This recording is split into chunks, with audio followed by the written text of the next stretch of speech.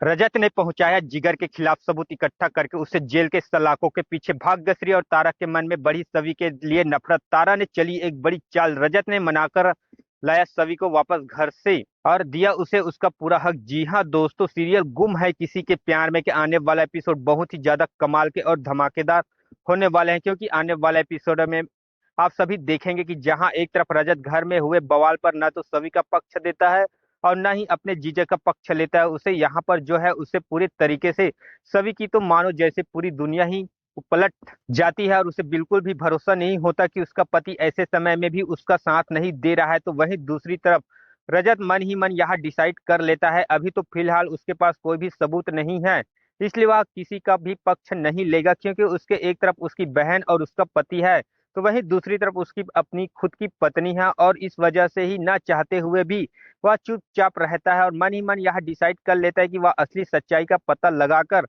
रहेगा और सभी को बेगुनाह साबित करके रहेगा। और इसलिए ही हर मुमकिन कोशिश करने में वह लग जाता है जिससे कि वह जिगर के खिलाफ सबूत इकट्ठा कर सके। और इसलिए ही वह दिन रात जिगर के ऊपर नजर रखना शुरू कर देता है। और फिर एक बार वह जिगर को फोन में बात करते हुए सुन लेता है, जिससे कि उसका शक पूरे यकीन से यहाँ पर बदल जाता है। जिसके बाद फिर वह यह डिसाइड करता है कि वह कैसे भी करके तापसी को ढूंढेगा। उससे ही सारी सच्चाई उगलवाने के लिए घर पर भी पहुंच जाता है और तापसी से कहता है कि मैं तुम्हारी माँ के इलाज का पूरा खर्चा उठाऊंगा, साथ ही साथ मैं तो तुम्हें जिगर से भी बचाऊंगा, बस तुम मुझे इस सच्चाई बताओ कि जिगर ने तुम्हारे साथ क्या क्या किया और जिगर ने सभी के साथ क्या क्या किया है, जिससे कि तुम्हें भी जिगर से हमेशा हमेशा के लिए छुटकारा मिल जाएगा और साथ ही साथ तुम्हारी माँ का इलाज भी हो जाएगा, तुम हर परेशानी से मुक्त हो जाओगे।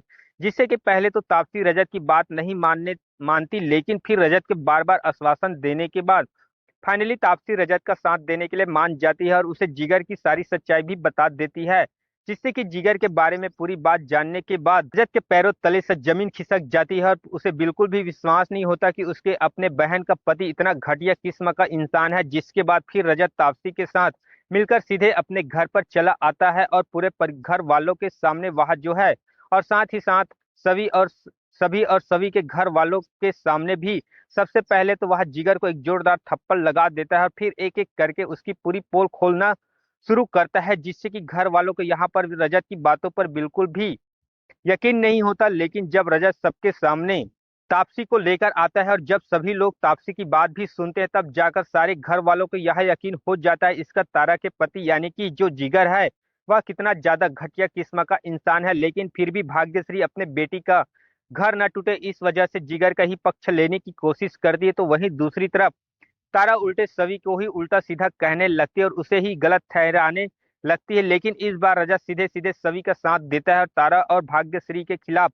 जाकर वह सीधे पुलिस वालों को फोन कर देता है और फिर पुलिस जिगर को अरेस्ट करने के लिए आ जाते हैं। पुलिस वालों को यहाँ पर जो है सीधे आते हैं और जिगर को अरेस्ट कर लेते हैं और यहाँ पर सारे सबूत के आधार पर और तापसी के गवाह के आधार पर पुलिस वाले जिगर को अरेस्ट करके उसे अपने साथ जेल लेकर चले जाते हैं। जिससे कि तारा और भाग्यश्री के पैरों तले से जमीन खिसक जाती।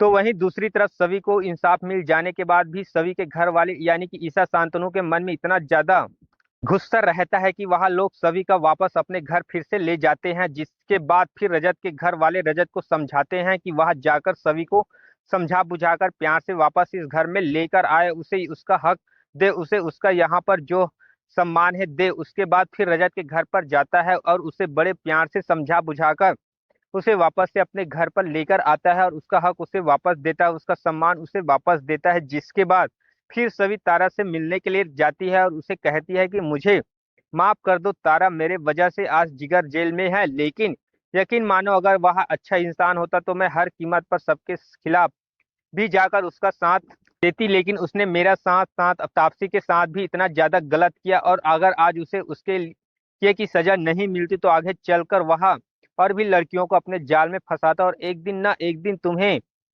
इस बारे में जरूर पता चलता, तो उस दिन भी तुम्हारी यही हाल होता। इससे अच्छा यही हुआ कि बाद में जो होना था वह अभी हो गया। इस तरीके से सभी तारा को यहाँ पर सांत्वना देने की कोशिश करती है, उसे समझाने की कोशिश करती है और साथ ही साथ तारा की जिंदगी में जो भी तूफान आया के लिए वह माफी भी मांगती है। जिससे कि तारा सभी से कुछ भी नहीं कहती, बस उसके आंखों में आंसू गिरने लगते हैं। तो आपको क्या लगता है दोस्तों, इस कहानी का अगला मोड़ क्या होना वाला है? इस पर आपकी क्या राय है, कमेंट जरूर बताएं। साथ ही साथ वीडियो को लाइक करके चैनल को सब्सक्राइब जरूर कर ले दोस्तों।